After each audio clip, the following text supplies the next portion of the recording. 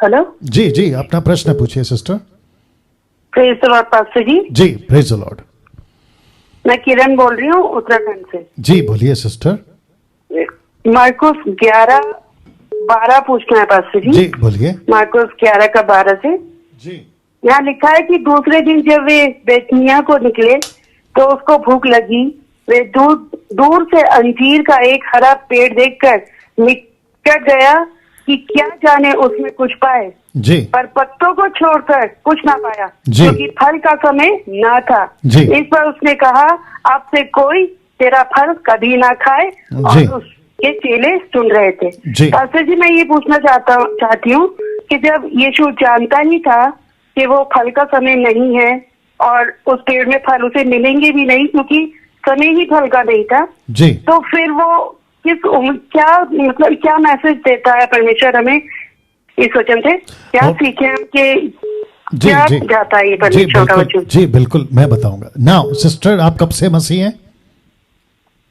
Pastor जी, मसीह तो 15-20 साल से है, लेकिन Good. पैदाइशी क्रिश्चियन है। Good good good. और आप बाइबल कितना पढ़ती हैं सिस्टर? पास्टर जी 4-5 चैप्टर पढ़ते हैं दिन भर में। आपके खुराक को और बढ़ाइए सिस्टर, कम से कम 30-40 चैप्टर पढ़ना है आपको। एनीवे, मैं जानता हूं आप करेंगी, लेकिन आपका प्रश्न भी बहुत अच्छा है।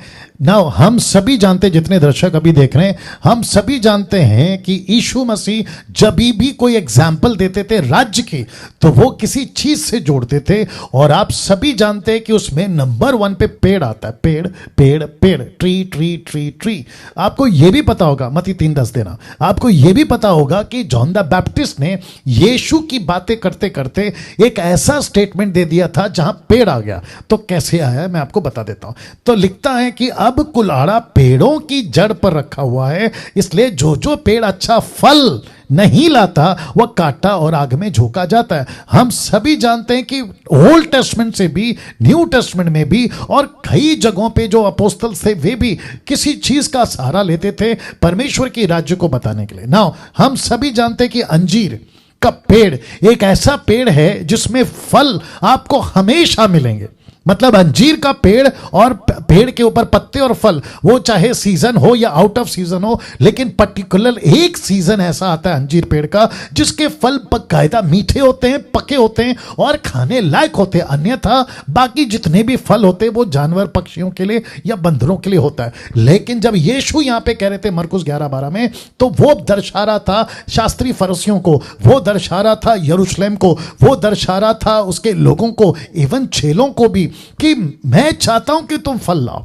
और यूहन्ना की किताब उसका 15:7 और 8, जल्दी देना, 15:7-8। जी, यूहन्ना की किताब उसका 15:7-8। और मैं समझता हूं कि मेरे बात करते करते आपको समझ आ गया होगा कि मैं कहां कनेक्ट कर रहा हूं। लिखा है, यदि तुम मुझ में बने रहो, मेरा वचन तुम में बने रहो, तो जो चाहो मांगो तुम्हें मिल जाएगा। तो यहां पे बात हो गई जुड़ने की। तो कहता है मेरे पिता की महिमा इसी से होती है कि तुम बहुत सा फल लाओ। तो जब भी यीशु मसीह कनेक्ट करते हैं अपने राज्य को, तो बहुत सारी चीजों को करते हैं, और उसमें पेड़ हमेशा आपको दिखेगा। पेड़ पेड़ पेड़ पेड़, ये ऐसा है सिस्टर।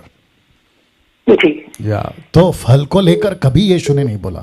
और यीशु क्यों ऐसा बिहेव करेगा?